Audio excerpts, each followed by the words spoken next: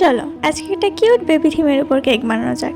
By the way, high, আমি Sudipa, the home বেকার and the owner of creamy cloud. আমার location মাসলান্দপুর বেদপুলে। স্ক্রিনে দেওয়া নাম্বারে তোমরা অর্ডার পারপাস আমাকে কন্ট্যাক্ট করতে পারো। তো এই কেকটা ছিল আমার পাশের বাড়ির বৌদির ছেলের জন্মদিন, আমার ভাইয়ের।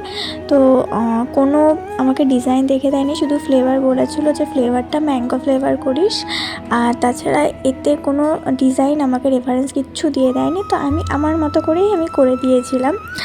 তো বেস দিয়ে ওর উপরে সুগার সিরাপ না, আমি জলের ভিতরে ক্রাশ মিশিয়ে দিয়েছিলাম, এটাতে টেস্টটা ভালো লাগে একটু বেশি আর কি। যাই হোক, তারপর ক্রিম দিয়ে আবার ম্যাঙ্গো ক্রাশ দিয়ে উপরে চকো চিপস দিয়ে লেয়ারিং করে আমি ক্রাম কোট করে ফ্রিজে দিয়ে দিয়েছিলাম।